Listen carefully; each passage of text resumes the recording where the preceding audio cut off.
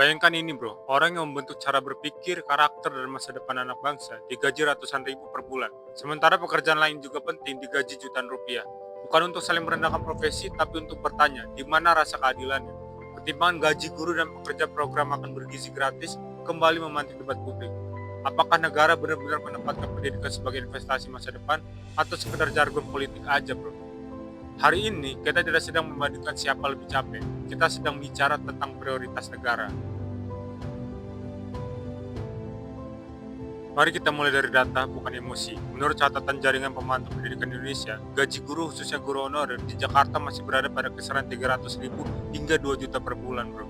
Di sisi lain, pekerja program makan bergizi gratis, seperti sopir distribusi, menerima gaji sekitar 3 juta per bulan, atau setara 100.000 per hari. Perlu ditegaskan sejak awal, ini bukan soal merendahkan pekerjaan MBG, tapi setiap pekerjaan layak mendapat upah sesuai beban kerja dan UMR. Masalahnya muncul ketika kita melihat ketimpangan penghargaan negara terhadap profesi guru. Guru bukan hanya pekerja jam pelajaran.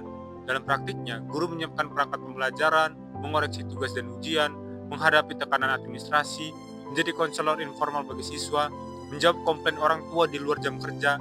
Namun, semua tuntutan profesional itu tidak sebanding dengan kesejahteraan mereka. Dalam perspektif kebijakan publik, ini disebut sebagai misalignment antara responsibility dan reward. Teori equity theory menjelaskan bahwa ketika individu merasa input besar, waktu, tenaga, tanggung jawab tidak diimbangi output yang adil seperti gaji dan penghargaan, maka motivasi menurun, kinerja melemah, komitmen organisasi terkikis, dan ini bukan sekedar teori, dampaknya nyata di lapangan. Guru mencari pekerjaan sampingan, fokusnya terpecah, regenerasi guru berkualitas terhambat. Data BKN per 2025 menunjukkan ada 314.000 guru yang masih membutuhkan peningkatan kesejahteraan. Artinya ini bukan kasus individual, ini masalah sistemik nasional.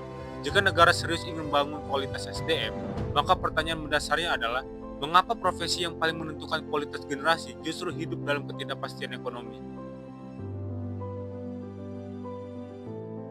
Dalam ilmu kesejahteraan sosial dan psikologi pendidikan, guru diposisikan sebagai social investment agent. Bukan sekedar tenaga kerja, ekonom peraih Nobel James Heckman menegaskan, investasi paling efektif untuk masa depan bangsa adalah investasi pada pendidikan awal dan kualitas pendidik. Namun investasi tidak bisa hanya berupa kurikulum atau slogan Merdeka Belajar. Investasi harus nyata dalam jaminan hidup pendidiknya, bro. Dari sisi psikologi kerja, kesejahteraan guru sangat memengaruhi job satisfaction, psychological well-being, burnout level. Guru dengan gaji tidak layak rentan mengalami emotional exhaustion, cynicism, reduced personal accomplishment.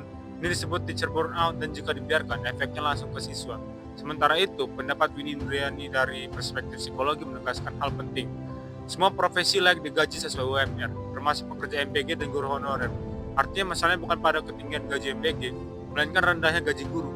Jika negara mampu mengalokasikan anggaran besar untuk program makan, infrastruktur, dan proyek strategis, maka seharusnya menyejahterakan guru bukan hal mustahil, bukan pula ancaman fiskal. Dalam teori human capital, pendidikan adalah mesin pertumbuhan jangka panjang. Namun mesin ini tidak akan bekerja jika operatornya hidup dalam tekanan ekonomi.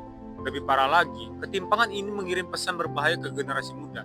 Jadilah apa saja, asal jangan jadi guru. Jika pesan ini terus berlangsung, kita akan menghadapi krisis generasi.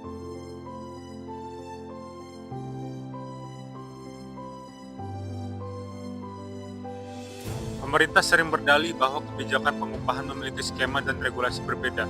Itu benar secara administratif, tapi tidak cukup secara moral dan strategis. Mahasiswa pasca sarjana UI Ilham Nursunan dengan tepat menegaskan ketimpangan ini tidak boleh dibiarkan karena berdampak sistemik pada pendidikan nasional. Dalam kerangka public policy analysis, kebijakan yang baik harus memenuhi 3 hal. 1. Efektif, 2. Adil, 3. Berkelanjutan. Gaji guru honorer hari ini gagal memenuhi ketiganya. Negara perlu menyusun ulang skema pengupahan guru, menjamin minimal UMR nasional, mengurangi beban administrasi, memberi jalur karir yang jelas. Netralitas pemerintah dalam isu ini justru berbahaya. Karena ketidakberpihakan pada guru sama saja dengan membiarkan ketimpangan struktural.